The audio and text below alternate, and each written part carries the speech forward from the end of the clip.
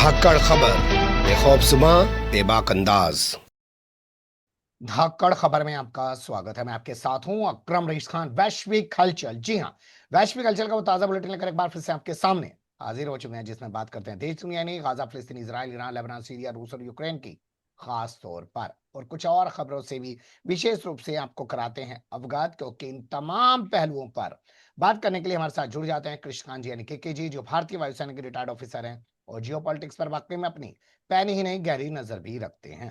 बहुत शुक्रिया सर वक्त देने के लिए। थैंक यू मिस्टर अकरम।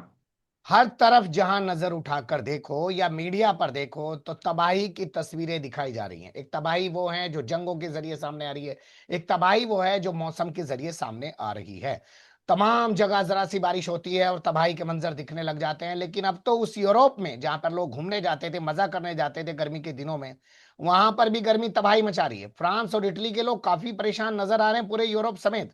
ये जो बदलाव हो रहा है और इसको लेकर जो बेचैनी देखी जा रही है, वो बेचैनी क्या कोई बदलाव यानी इस धरती को बचाने का कोई कदम उठवा पाएगी या सब दिखावा है? यह प्रश्न हमेशा बार बार आनी चाहिए और जब भी मौका मिले हमें इस पर बात करना चाहिए, खासकर भारत में जहां की वातावरण के प्रति हमारी जो भी सतर्कता है, जानकारी है, बहुत कम है। शून्य ना होने के बावजूद भी बहुत कम है। जहां तक आपने फ्रांस, जर्मनी, पूरे यूरोप की बात बताई, तो वहां पे एक नया शब्द आज मैंने देखा पढ़ रहा था। आयरन डोम हम जानते हैं, अमेरिका भी बना रहा है कुछ गोल्डन डोम वगैरह। यह हीट डोम है, गजब। यानी वह पूरे गर्मी वाली डोम है। ऊपर से उसने किया हुआ है जो कि सेंट्रल यूरोप में, और सेंट्रल यूरोप से कुछ पश्चिम की तरफ में, इस तरफ की में वहां आके बैठ गया है, जो कि जुलाई तक टिका रहेगा। हम्म। हटाना उसको नामुमकिन है, इन लोग की बस की चीज नहीं है। और वहां का तापक्रम 40 से 41 डिग्री सेंटीग्रेड है, जो कि वहां के लिए बहुत ज्यादा है। हम्म। और ये जो हालात है जिसमें फ्रांस, इटली, दक्षिण और पश्चिम यूरोप की बात हो रही है, पूर्वी यूरोप पता नहीं कैसे बचा हुआ है। जो भी हो उस पर हम ना जाएं, उसकी हम्म। बाद में कभी बातें होंगी। और इसका कारण जो भी रहा हो, जैसे भी रहा हो, हम तो जान रहे हैं कि इंडस्ट्रियलाइजेशन हो रहा है। धरती के नीचे से हम सामान निकाल रहे हैं, तेल हो, कोयला हो। और बार बार जितना भी कॉप यानी यूनाइटेड नेशंस के द्वारा जो भी मीटिंग हो रही है, हर 2 साल में एक बार लोग जाते हैं, तमाशा करते हैं। हमारे देश के प्रधानमंत्री जाके कहते हैं कि 2075 तक हम जो है पृथ्वी का तापमान बढ़ना बंद कर देंगे, जबकि हमारा लक्ष्य है 2030 तक करने का। हम्म। बाकी लोग देख रहे थे कि गलती से पढ़ रहे हैं या लिखने वाले ने गलती की है। खैर, हम्म। मैं जो कहना चाह रहा हूं कि जब से हमारे पास तापमान नापने का यंत्र आया, रिकॉर्ड बनाया है, वह है इंडस्ट्रियल रिवॉल्यूशन जो इंग्लैंड में हुआ था हम्म। उस समय, जबकि पूरे पृथ्वी का एक एवरेज टेम्परेचर 13.5 या 13.7 डिग्री सेंटीग्रेड था। और हमारे जो वैज्ञानिक हैं मौसम के, जियो पॉलिटिक्स नहीं, मतलब जियोलॉजी, जियोग्राफी वगैरह के हैं, उसके हिसाब से 1.5 डिग्री सेंटीग्रेड यानी 15 या 15.2 डिग्री सेंटीग्रेड से आगे ना बढ़े तो पृथ्वी का जो वातावरण है अपने आप को रीजनरेट करता रहता है, उसका उत्पादन करता है। उससे बढ़ जाएगा तो उसकी बस की चीज नहीं होगी। और जिस ढंग से हम हजारों लाखों टन बम फोड़ रहे हैं, तबाह कर रहे हैं, कोयले का इस्तेमाल कर रहे हैं, तेल का इस्तेमाल कर रहे हैं, और बाकी सब गया तेल लेने मुनाफा के लिए। यह पूंजीवादी साम्राज्यवादी समाज, दुनिया जो है, पूरे दुनिया के जनता ही को नहीं, गाजा में दूसरे जगह मार रही है, जनसंहार कर रही है, बल्कि उस वातावरण में जिसके कारण हम आज यहां तक बढ़े हैं, उसी को तबाह कर दे रही है, जिसमें वह भी खुद नहीं बचेंगे। वह मूर्ख ही नहीं बल्कि बहुत जाहिल भी है। जी। आपने बहुत सही बात कही है और मुझे कहने की कोई जरूरत अब इसमें बाकी नहीं बचती, लेकिन मैं इतना ही कहूंगा कि 40 टेम्परेचर पार गया तो पूरा यूरोप तबाही तबाही कर रहा है। लेकिन सोचिए अगर हमारे यहाँ 50 के पार टेम्परेचर चला गया और 55 के आसपास पहुंच गया तो क्या बचेगा जीवन में? ना कोई पक्षी पक्षु बचेगा, ना पेड़ पौधे बचेंगे, ना इंसान बचेगा। लेकिन हम इसको लेकर फिक्रमंद ही नहीं है, मोबाइल चला रहे हैं, मस्त हैं। अगली खबर का रुख करते हैं। सर्बिया में जो आंदोलन लग रहा था कि वो रेलवे पुल टूटने के बाद लोगों की मौत को लेकर हो रहा है, वो अब लग रहा है वहां की सत्ता के खिलाफ हो रहा है सर। बिल्कुल, इसमें कोई संदेह नहीं है। यह तो सर्बिया के राष्ट्रपति वुचिच ने भी कहा था कि दबाव बहुत ज्यादा है, और सर्बिया की तरफ से भी यह भंडा फूटा कि यहाँ के आर्म इंडस्ट्रीज यूक्रेन को अपने बेच रहे हैं, जो भी है, इनका टैंक है या गोला बारूद है। और जब हंगामा हुआ तो उन्होंने कहा मैं क्या करूं, इन कंपनी की स्वतंत्रता है, हमारे बस की चीज नहीं। और हमारे खिलाफ इन पर आक्रमण भी हुआ था, सीधे कि सीधे हमें खत्म करने की बात की जा रही है। हालांकि उन्होंने खुलेआम यह नहीं बताया किसने किया। ये लोग नेटो के वह धूर्त और मक्कार लोग हैं, अमेरिका के हैं, खासकर बाइडेन के समय में था, खत्म करना चाहते हैं। और ये जब भी कुछ हंगामा होता है तब जाके वहां पे चीजें होती हैं, और कहते हैं कि तुरंत फिर से चुनाव करवाओ। यानी चुनाव में हारने के बावजूद, जैसे इसमें हुआ था, अभी जी। कहाँ पे, मैं भूल रहा हूँ, यूरोप के ही रोमानिया। अन्य देश में हुआ था, रोमानिया में, जी हाँ। बिल्कुल, रोमानिया में हुआ था। चुनाव हारने के बाद कहते हैं कि नहीं, इसमें धोखाधड़ी हुआ था, फिर से चुनाव करो। हम्म। और बिना चुनाव के बांग्लादेश में सत्ता परिवर्तन करते हैं, धोखाधड़ी के बाद से पाकिस्तान में सत्ता परिवर्तन करते हैं, हम्म। अफगानिस्तान में जब तक ये लोग थे वहां उन्होंने किया, उसकी ये लोग चर्चा नहीं करेंगे। बिल्कुल। लेकिन यहाँ पे जबरदस्ती चाहते हैं फिर से चुनाव करो, जैसे भी हो।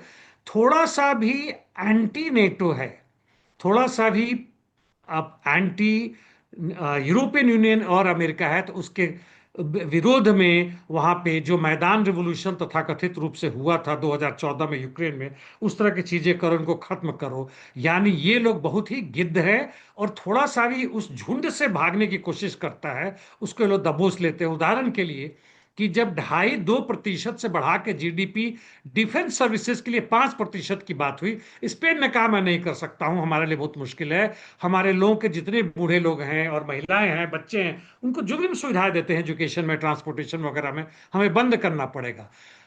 ट्रंप कहते हैं कि ऐसा नहीं करोगे, 5% नहीं बढ़ाओगे, तो हम तुम्हारे ऊपर आर्थिक प्रतिबंध, नाकेबंदी तक कर देंगे, तुम जाओगे कहां बच के। बिल्कुल। जी।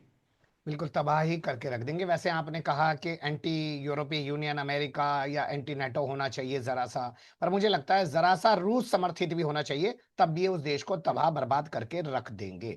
अगली खबर चिली से है। बड़ा कमाल का चुनाव हो गया सर, यहाँ पर कम्युनिस्ट पार्टी आ गई है सत्ता में। नहीं, सत्ता में तो खैर नहीं है उस ढंग से, इनके पहले भी प्रेसिडेंट थे, और वह अभी दोबारा चुनाव नहीं लड़ सकते हैं। अमेरिका में 2 बार लगातार लड़ सकते हैं, यहाँ पे एक ही बार लगा सकते हैं। तो ये जो जेनेट जरा है, कम्युनिस्ट पार्टी में होने के बावजूद भी, वहाँ की एक है कम्युनिस्ट पार्टी का यूनियन एक बनाया हुआ है इन लोगों ने, सेंट्रिस्ट करके, मतलब सेंट्रिस्ट नहीं, जितने भी लेफ्टिस्ट पार्टी हैं सबका, और उसके बीच में अंदरूनी चुनाव हुआ है, जिनमें इनके पार्टी के मेंबर या जो न्यूट्रल पार्टी के मेंबर, वो भी विपक्ष वाले के नहीं चुनाव दे सकते, उसमें इनको 60% से अधिक वोट है, महिला है। और अभी ये एक मिनिस्टर भी थी अपने पिछले, जो अभी राष्ट्रपति हैं जिनका कार्यकाल खत्म हो जाएगा अगले साल, और 26 से चुनाव में आएंगी, तो ऐसा लगता है कि ये चुनाव जीतेंगी। हम्म। हालांकि दक्षिण पंथियों का भी बहुत जबरदस्त जोर है, और कोशिश उनकी है कि इनको हराया जाए। और वहां पे भी बता दो कि वहां पे चुनाव में हिस्सेदारी लेना अनिवार्य बना दिया गया है, क्योंकि पिछले चुनाव में केवल 14 लाख लोगों ने वोट दिया था, जबकि वहां पर 1.5 करोड़ से अधिक वोटर लिस्ट है। यानी लोग चुनाव में इंटरेस्ट खत्म होता जा रहा है, वो वैसे ही जैसे भारत में भी हो रहा है, पूरे दुनिया में हो रहा है। मैं बता दूं कि यहाँ पे हम्म। इस देश में आज से दशकों पहले जब अलेंदे चुनाव में करके आए थे, और सत्ता में जब आए, तो उन्होंने वहां पे अपनी, जैसे उसी तरह जैसे बोलीविया या दूसरे अन्य लैटिन अमेरिका के देशों में होता है, कि हम अपनी संपत्ति की अमेरिका को, फ्रांस जर्मनी के कंपनियों को नहीं देंगे, खुद ही उनका संयोजन करेंगे, खुद ही उनको डेवलप करेंगे और अपनी जनता को देंगे। ठीक है। इनके खिलाफ सीआईए ने बहुत बड़ा एक धूर्तता पूर्वक काम की, इनकी सेना ने इनके खिलाफ विद्रोह कर दिया, इनको पकड़ लिया, इनको आत्महत्या करनी पड़ी, या इन लोगों ने गोली मार दिया। हम्म। तो चुनाव के बाद जो भी सत्ता में आते हैं, हमारे बंगाल में भी हुआ, या तो धीमे धीमे करके हार जाते हैं, नहीं तो वहां की पहली जो पुरानी सेना है, जो टॉप ब्यूरोक्रेट्स हैं, जजेस हैं, वो सब मिलके इनको हरा देते हैं, इनको उठा के बर्बाद कर देते हैं। जब तक कम्युनिस्ट पार्टी रिवॉल्यूशन के द्वारा ना आए और हम्म। पुरानी सत्ता को ध्वस्त करके नई सत्ता ना बनाए, हम्म। तब जाके सही मायने में मजदूरों किसानों की सत्ता नहीं स्थापित होगी। वैसे इन महिला में बहुत जोश है और जनता के लिए काम करती है, हम्म। इसलिए स्वागत योग्य कदम है, लेकिन क्रांतिकारी कदम नहीं है। जी। मुझे बस आपकी यहाँ पे एक बात याद आ रही है जो आप बार बार दोहराते हैं, कि जो चुनाव से चुनाव की राजनीति है, इससे बाहर निकलना पड़ेगा, और जो बदलाव की राजनीति है, जो क्रांति की राजनीति है, उसकी तरफ बढ़ना पड़ेगा। खैर, अब अमेरिका, भारत और पाकिस्तान से जुड़ी कुछ खबरों का रुख कर लेते हैं। पूर्व विदेश मंत्री रह चुका है बिलावल भुट्टो, वो अभी अमेरिका तमाम जगह का दौरा करके पाकिस्तान वापस लौटा है। अब हमारे विदेश मंत्री श्रीमान एस जयशंकर 3 दिन के लिए अमेरिका जा रहे हैं। क्या उस दौरे का इसको जवाब माने या कुछ और? उस दौरे का जवाब हो सकता है, लेकिन वास्तव में कुछ और है, क्योंकि क्वाड जिसमें 4 देश हैं, भारत अमेरिका के साथ ऑस्ट्रेलिया और न्यूजीलैंड है, और मुख्य रूप से चीन के खिलाफ इनकी जियोपॉलिटिकल काम चलता है। और हर वर्ष वहां पे फिर फॉरेन मिनिस्टर की इसमें मीटिंग होती है। तो वैसे एस जयशंकर को बहुत समय के बाद मौका मिला है कि बाहर थोड़ा घूमे, और वहां के विदेश मंत्री ने बुलाया इस मीटिंग के लिए, तो गए हैं, तो उसमें भाग लेंगे। इसके साथ साथ जो आप जो कर रहे थे कि क्या उसका जवाब माने, तो वहां पे ये जो है एक ये कर रहे हैं कि human cost of transition hmm. Terrorism, माफ कीजिएगा, टेररिज्म यानी आतंकवाद का एग्जीबिशन हो रहा है। हम्म। और वहां पे भारत की तरफ से यूएनओ के जहां पे है न्यूयॉर्क ऑफिस है, हम्म। वहां पे उसका ही उद्घाटन करेंगे। हम्म। तो उससे लिंक, जो आपका सवाल उससे लिंक है, जा किसी और काम के लिए रहे हैं, हम्म। लेकिन आज के दिन में ये उसका उद्घाटन करेंगे। 1 तारीख को ये होगा, 2 तारीख वापस आएंगे। हम्म। यानी दो पर्पस है। और बेसिकली जो देखे कि अमेरिका को कि अब यहाँ पे चापलूसी ना कहें तो उनके उनको अपने पक्ष में लाने की कोशिश है कि वो पाकिस्तान की तरफ ना जाएं। हालांकि अमेरिका के लिए पाकिस्तान और बांग्लादेश इस समय में, मुझे जहां तक लगता है, वह एक तरह से ज्यादा महत्वपूर्ण होता जा रहा है। और कहीं ना कहीं से यहां तक कि रूस भी जो है, वह भी पाकिस्तान और चीन के साथ ज्यादा नजदीक आ रहा है। अभी जो हमारी जो मीटिंग हुई थी यहाँ पे चाइना। शंघाई कोऑपरेशन की, हम्म। हालांकि एक अफवाह चला इस पे सोशल मीडिया पे कि वहां की जो ज्वाइंट डिक्लेरेशन हुआ, उसमें हमारे डिफेंस मिनिस्टर तो साइन नहीं किया। यहाँ पे डिफेंस मिनिस्टर का था, जबकि अमेरिका में फॉरेन मिनिस्टर का है शंघाई में। हम्म। लेकिन उसमें जो आया, उसमें प्रो पाकिस्तान की तरफ हुआ। जो हम्म। वजीरिस्तान और वहां पे जो हंगामा हो रहा है, जो लोग मारे जा रहे हैं, उसकी चर्चा हो रही है, लेकिन पहलगाम की चर्चा नहीं हुई, इसलिए भारत ने साइन करने से मना कर दिया। इसलिए ज्वाइंट डिक्लेरेशन नहीं आया, हम्म। क्योंकि एक ही देश उसमें भाग नहीं लेता है तो नहीं होगा।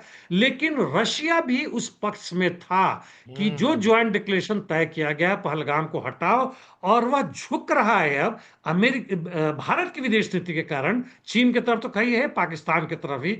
तो पाकिस्तान यहां पे कहीं ना कहीं से आर्थिक रूप से दूसरे तरीकों से भी, जो लोन लेने का है, जो भी है, जनता उसकी गई तेल लेने, उसकी मैं बात नहीं कर रहा हूं। लेकिन उसकी सरकार, भारत की सरकार से इस मामले में कहीं ना कहीं बराबरी का टक्कर दे रही है, यदि आगे भले ही ना बढ़ रही हो। जी। अब इसे हम अपनी डिप्लोमेसी की नाकामी बताएं या ये कहें कि भाई चाइना, हम लोग अपने फैसले खुद लेते हैं और अमेरिका के फैसले चाइना या चाइना के अलावा और देश तय कर रहे हैं कि पाकिस्तान किस दिशा में बढ़ेगा, अमेरिका भी उसमें शामिल हो सकता है। लेकिन इसी बीच अगर खबर आए कि $3.4 बिलियन का जो है पैसा दे रहा है चाइना अमेरिका पाकिस्तान को, तो ये तो और बुरी खबर है हमारे लिए। और वो बहुत बड़े भारी संख्या में दे रहा है। ये बता दूं कि पूरा का पूरा जो कर्ज है पाकिस्तान के ऊपर, 29 बिलियन चीन से है, 30 बिलियन उसका वर्ल्ड बैंक आईएमएफ से है, और वहीं से लोन लेके फिर वापसी करता है। इसमें से 4 दशमलव जितना भी है, उसमें से करीब करीब $3 बिलियन जो है, वह पाकिस्तान के पास ही था, इसके बैंक में पड़ा हुआ था, इस्तेमाल चीन करता था। अब चीन ने कहा कि ठीक है भाई, तुम इसको ले लो। और $1 बिलियन जो पाकिस्तान ने वापस किया था चीन को, चीन यहां अपनी महानता दिखा रहा है, वापस फिर से इसको दे दिया कि तुम इसका इस्तेमाल करो। और इस तरह ये गजीब सा गोल गोल मतलब चक्कर घुट रहा है। हम्म। पाकिस्तानी जनता इसको समझे तो उसे हम्म। उठ खड़ा होना चाहिए। बिल्कुल। अपने इन सत्ता में जो लोग हैं, जो बड़े बड़े पूंजीपति हैं, वित्तपति हैं, कि तुम गए भाड़ में जाओ, हम अपना काम खुद करेंगे, तुमसे हमारा काम नहीं होने वाला है। और ये जब तक पाकिस्तान ना समझेगा, उसी तरह से घुसा जा रहा है जिस तरह कभी ग्रीस में हुआ था आज से 8-10 वर्ष पहले, और कुछ वर्ष पहले हमारे पीछे श्रीलंका में हुआ था। जी। इंडोनेशिया में ये जो जहाज गिराए जाने वाली चर्चा है, जो पाकिस्तान दावा करता है और हम लोग कहते हैं हाँ चलो कुछ गिरे हैं, वो क्यों हो रही है अब? इंडोनेशिया का जो हमारा डिफेंस अटैची है, वहां पे कैप्टन साहब हैं, हमारे इंडियन नेवी के कैप्टन, बोले तो ग्रुप कैप्टन यानी कर्नल के बराबर। उनका कैप्टन आर्मी के कैप्टन से बहुत सीनियर होता है। हम्म। और ये इंडोनेशिया की बात हुई है। और वहां पे भी ये शिव कुमार हैं, वहां जाते हैं।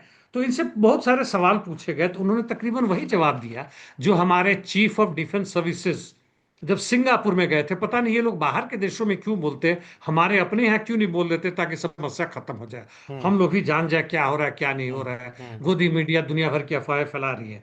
तो उसमें उन्होंने उन्हीं की सीडीएस की बातों को तकरीबन दोहराया कि पहले दिन हमने जो आक्रमण किए पाकिस्तान में, जो भी टेररिस्ट कैंप्स थे उस पे किए, और हमारे ऊपर अंकुश था, पॉलिटिकल कंपल्शन था कि हम्म। हम पाकिस्तान के आर्म्ड फोर्सेस, खासकर पाकिस्तान के एयरफोर्स का जो भी एयर डिफेंस है उस पर अटैक न करें। एक तरफ मोदी सरकार बार बार कहती है, आरएसएस सरकार का जो भी कहे, कि हमने अपने आर्म्ड फोर्सेस को पूरी की पूरी छूट दे दी कि जो करना करो।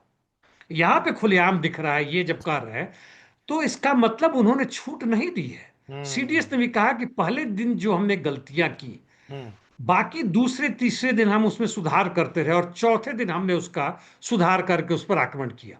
जी। यानी 7 तारीख को लड़ाई होता है, 8-9 दिन को आप एनालाइज करते हैं, 10 तारीख को आप उस करते हैं, और अचानक कहानी खत्म हो जाती है। बिल्कुल। अमेरिकी दबाव जो भी हो। तो इस तरह से, हालांकि भारत सरकार के प्रवक्ता ने फिर कहा है कि वह जो कर रहे हैं उनके बात को जो भी उसका जो बैकग्राउंड था उसे निकाल के कोट किया जा रहा है, गलत बात है। ठीक यह है। अपनी बात कर रहे हैं, दूसरी तरह की बातें हैं। हम्म। लेकिन अब यह समय आ गया है मेरे समय से कि कि इस पर भारत जवाब, सरकार ने जो भी।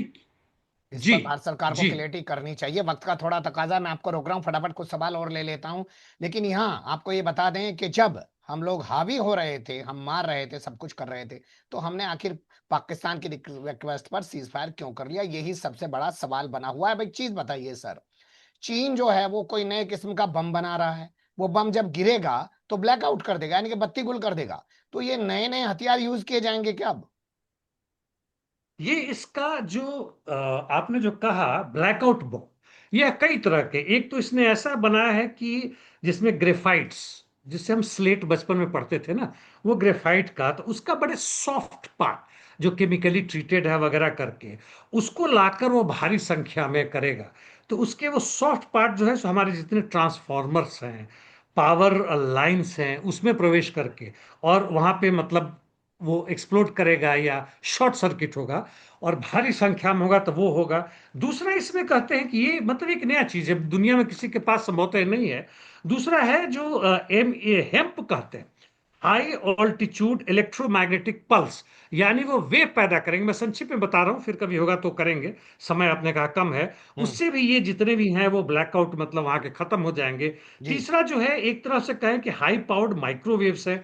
चौथा एक हाइड्रोजन बम, हाइड्रोजन बम तो खैर हम्म। न्यूक्लियर बम से ज्यादा पावरफुल है, लेकिन उसका रेडिएशन कम होगा। हम्म। उसमें एक जगह एक्सप्लोड जहां होगा वहां तो करेगा, लेकिन दूसरी जगह न्यूक्लियर बॉम्ब की तरह वो बर्बादी नहीं करेगा। जी। और उसमें इंसान भले ही मरे, प्रॉपर्टी नहीं बर्बाद होगा। हम्म। यानी यह कहें तो एक तरह से कैपिटलिस्ट बॉम्ब है कि जनता गए भाड़ में, तुम मरो, लेकिन जो संपत्ति जो तुमने बनाया उसको हम प्रिजर्व करेंगे। बिल्कुल। जी। अगली खबर का रुख कर लेते हैं और अब चलते हैं हम लोग गाजा और मिडिल ईस्ट से जुड़ी खबरों की तरफ। और यहाँ जो पहला अपडेट है वो है ऑस्ट्रेलिया से आ रहा है। सिडनी में एक प्रोटेस्ट किया जा रहा था, एक महिला एक्टिविस्ट हैं, उनकी आंख की रोशनी चली गई। क्या इसलिए क्योंकि वो इसराइल के खिलाफ आवाज उठा रही थी? जी हाँ, बिल्कुल, ये लोग कुछ दर्जन लोग थे, और ये लोग जाके इसराइल के खिलाफ नारा लगा रहे थे, और अपना मतलब वो दिखा रहे थे। इनका नाम पहले भी आ चुका है, मेरे को जहन में आ रहा है, पूरी तरह से याद नहीं आ रहा है। हन्ना थॉमस, सब पूरा याद नहीं है। और ये कहती हैं इनको चोट लगा है यहाँ पे दाहिने आंख में, पूरा सूजा हुआ, आंख बंद है, बाद में पट्टी में दिखती हैं, और एक आंख से दिख नहीं रहा है। कहती हैं कि मैं 5 फीट 1 इंच की हूँ, 45 केजी मेरा वजन है, 35 वर्ष की हूँ। हम लोग कुछ दर्जन ही लोग थे, और पुलिस ने हमारे ऊपर जिस तरह से आक्रमण किया, हम्म। यह कह के कि हमने पहले से इसकी इजाजत नहीं ली थी। मान लेती हूँ कि इजाजत ना भी लिया था तो हम ऑस्ट्रेलिया के नागरिक हैं, और इस तरह से सिडनी के अंदर में किया जा रहा है, हमारी जान भी जा सकती थी, यहाँ गई जिंदगी भर वैसे जीऊंगी। यह कौन सा डेमोक्रेसी है? और हम्म। बड़ा ही यह शर्मनाक है ऑस्ट्रेलिया और किसी भी अन्य देशों के लिए, चाहे भारत में क्यों ना हो। जिस तरह से मुंबई में हमारे लेफ्ट विंग के जितने भी नेता थे उनको पकड़ के अंदर कर लिया, क्योंकि हम इसराइल के विरोध में, और आ, क्या कहते हैं, फिलिस्तीन। पैलेस्टीन स्टेट, जी हाँ, के पक्ष में यदि हम कर रहे हैं, तो इसमें हम कौन सा अपराध कर रहे हैं, जबकि पहले से यहाँ तो इजाजत भी ली गई थी। जी। अगली खबर काफी महत्वपूर्ण है, मैं चाहता हूं उस पे आप थोड़ा जो है विस्तार से बताएं। ये वेस्ट बैंक में जो शटलर्स हैं वो अपने ही फोर्सेज को क्यों निशाना बना रहे हैं अब, और उनको गिरफ्तार भी किया गया है। वेस्ट बैंक के सेटलर्स, पहली बात है कि इलीगल हैं। उस पर ऑक्यूपेशन भी जो है वह इलीगल है, यानी इजराइल ने जबरदस्ती वहां कब्जा किया है। वह पैलेस्टीन स्टेट का हिस्सा है। और वहां पे ये लोग जो भी मांग कर रहे थे, इन्होंने एक नारा भी लगाया कि battalion commander is a traitor. Hmm. यानी जो आके ये सेटलर्स ने अभी तक 414 415 आक्रमण किया है। जब से आक्रमण हुई है, वहां के ओरिजिनल जो हैं हुदायू या जो भी कहते हैं, या जो ओरिजिनल अरब मूल के जो नागरिक, उन पर आक्रमण करके उनको मार रहे हैं। उनकी जो भी है बेचारों की गाय ऊंट बकरी वो लूट लेते हैं, आग लगा लेते हैं, उनकी जमीन हड़प रहे हैं। और यहाँ पे जो इसका रीजनल फोर्स है, जिसके बटालियन कमांडर को ये गाली दे रहे हैं, गद्दार कर रहे हैं, उसके खिलाफ इन्होंने नारा लगाया। और जब इनको रोका गया तो इन्होंने आक्रमण कर दिया। यानी ये वैसे, मतलब जियोनिस्ट और गए गुजरे खत्म इंसान है, जो हम्म। कि दुनिया के दूसरे देशों से आके यहाँ पे कब्जा करना चाहते हैं और यहाँ पे हंगामा कर रहे हैं। कहीं से भी इनके लिए ना लॉ कोई मायने रखता है, ना ह्यूमैनिटी कोई मायने रखता है। रोबोट की तरह जहां भी जाते हैं वहां गंदगी फैलाते हैं। कहने के लिए नेतान्याहू और उसके दूसरे नेता कहते हैं कि गाजा के लोग क्या है, अपना टेंट यानी जो भी है उठाया चल दिए, कहीं और रह गए।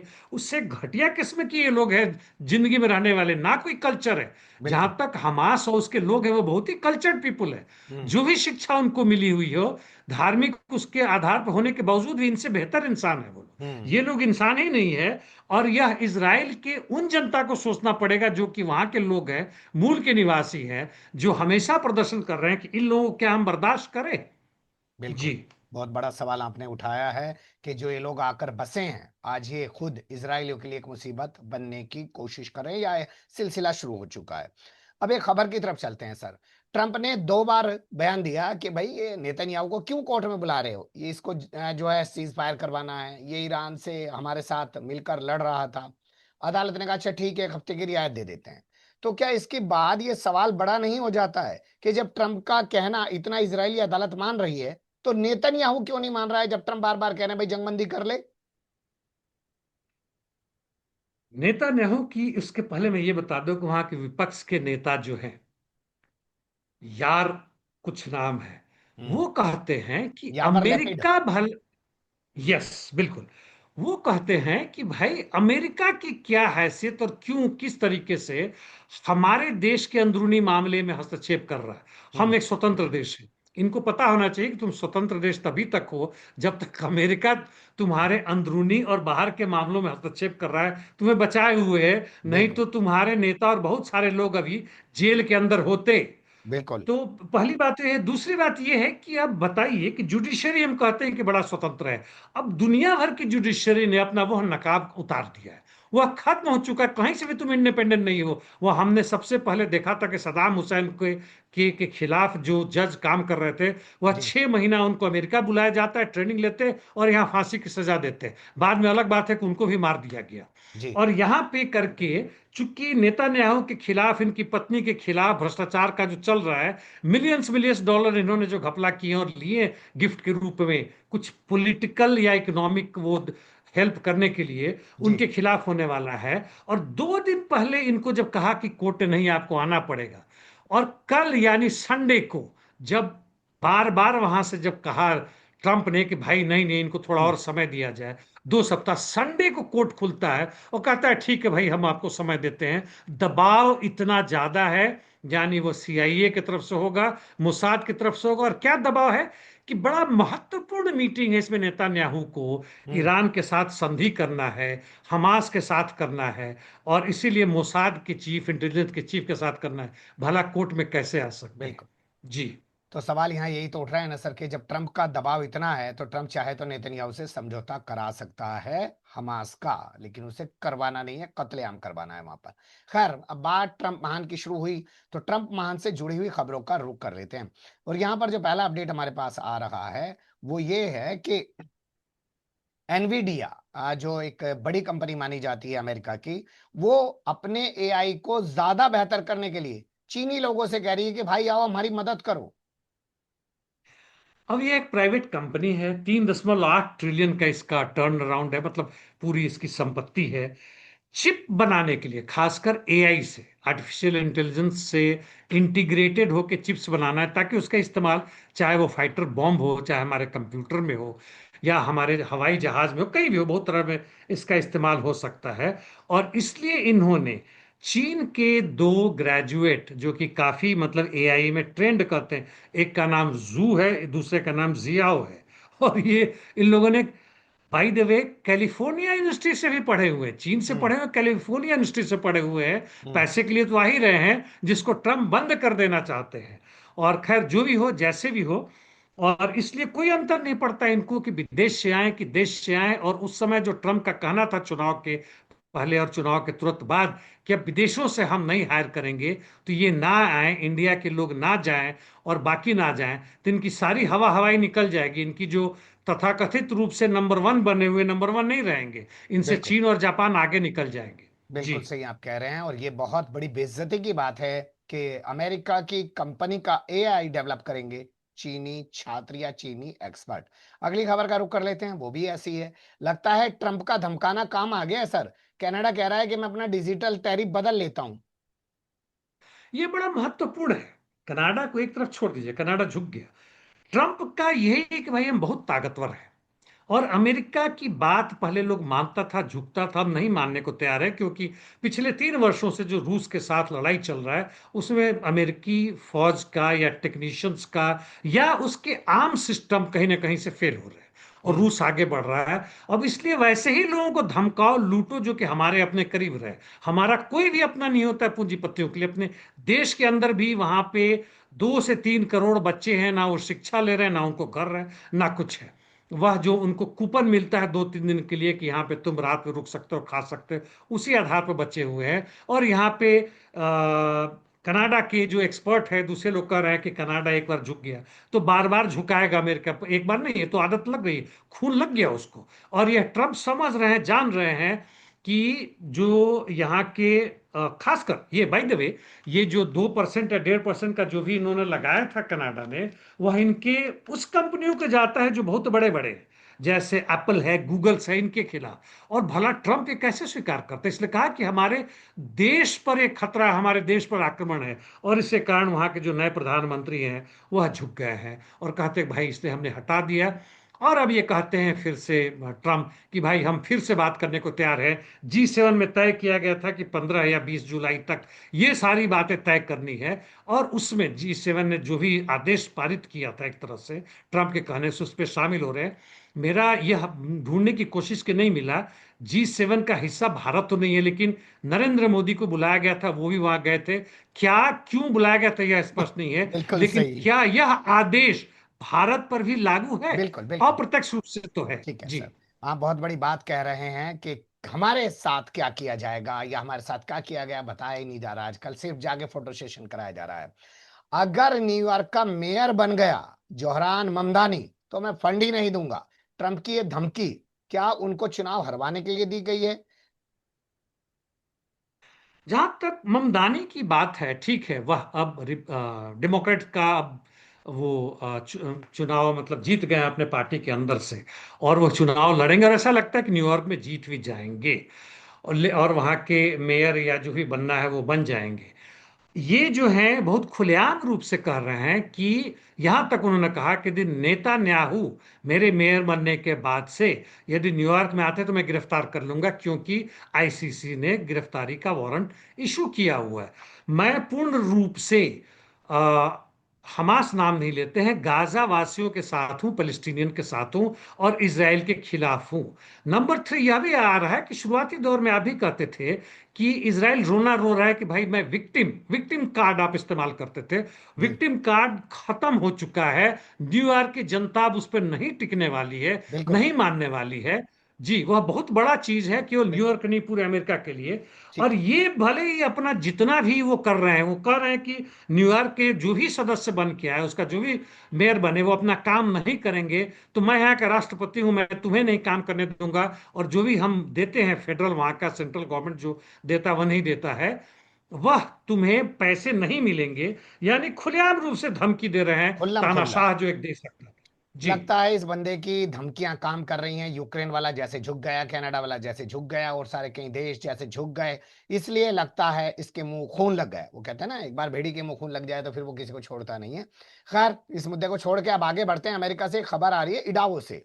वहां के दमकल कर्मियों पर हमला करके 2 की हत्या कर दी गई। ये घटना क्यों हुई सर?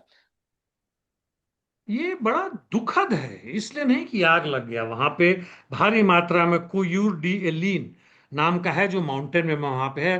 तो वहां पे ये लगता है कि जिन लोगों ने हत्याएं की, हम्म। इन फायर फाइटर्स की, दमकल, हाँ, दमकल कर दमकल कर्मियों की, जी। हम्म।